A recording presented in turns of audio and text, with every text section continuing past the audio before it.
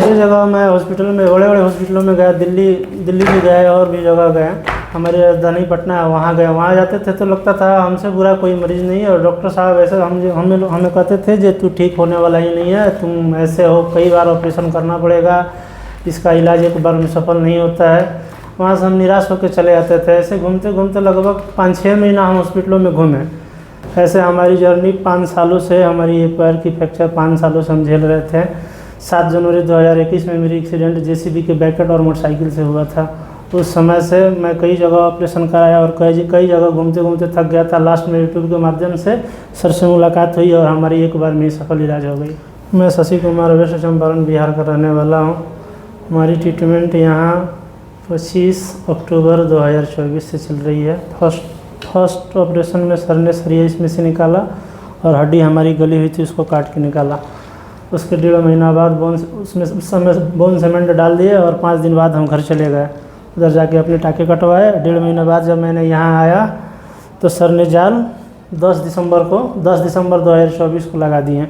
उसके बाद कॉट उसी दिन लगा दिए। उसके बाद हड्डी बढ़ाते बढ़ाते 4 अप्रैल को हमारी हड्डी टच हो गई। 4 इंच लगभग हमारी गैप थे। उसके बाद फिर घर चला गया, सरिया हड्डी टच हुई और मैं घर गया। तीसरे बार यहाँ आया सर से दिखाने, सर ने जाल निकाल दिया। अभी हमारी हड्डी मजबूती भी हो गई है और पूरा लोड भी ले रही है। 5 साल से क्या दिक्कत आ रही थी इसमें पैर में? बार सर कितने ऑपरेशन हो चुके थे? सर उधर 3-4 ऑपरेशन हो चुके थे। क्या दिक्कत बन रही थी? सर मवाद आता था, हड्डी जुड़ नहीं रही थी। इन्फेक्शन की दिक्कत थी? जी, इन्फेक्शन। जो बार जो उसमें इन्फेक्शन बना उसके लिए क्या क्या इलाज हुए उसमें? ओपन फ्रैक्चर हुई थी सर, उसी दिन सरिया डाल दिए जहाँ हमारी फर्स्ट ट्रीटमेंट हुई।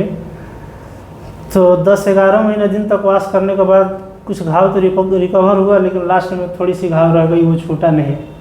उसके बाद वहाँ से मैं यूपी गोरखपुर इलाज के लिए आ गया। वहाँ से फिर वहाँ भी सर ने फिर सरिया डाल दिया और 2 साल उनकी दवा खाता रहा।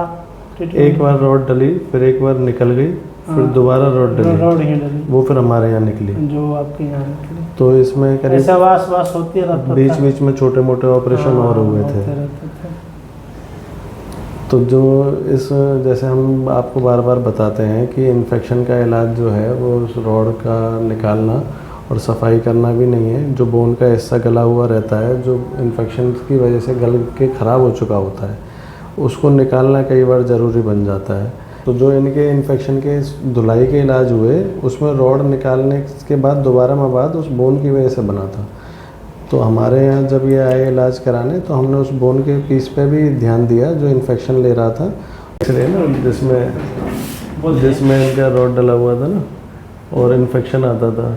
एक इन्फेक्शन इनके यहाँ नीचे से आता था, रॉड बिल्कुल आगे लगा हुआ था किनारे पे और बोन के ऊपर घाव था, यहाँ गड्ढा बना हुआ था बोन में, बीच में से बोन था ही नहीं। इन्फेक्शन की मार खा चुका था या फिर ओपन वुंड हुआ था जब ये लॉस हो गया था, बोन लॉस था।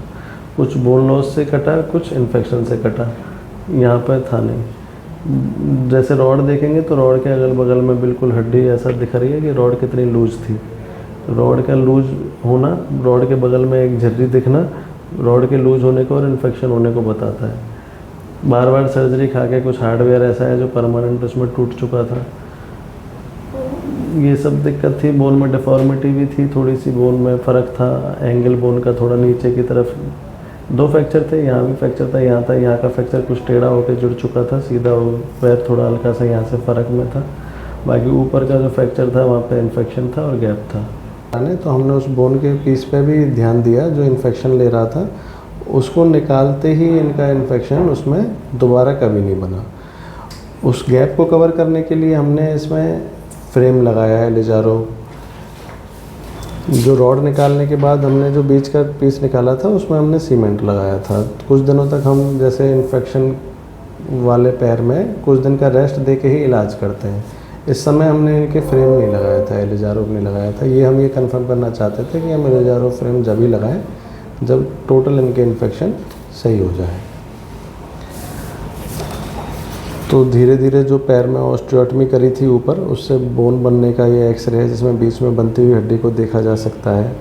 और हड्डी पूरी कंप्लीट बनने के बाद जो हमने फ्रेम निकाले हैं तो उसमें पूरा बोन ऊपर का मजबूत है, बीच में भी सफिशिएंट जुड़ाव है जो धीरे धीरे समय के साथ साथ और मजबूत हो जाएगा।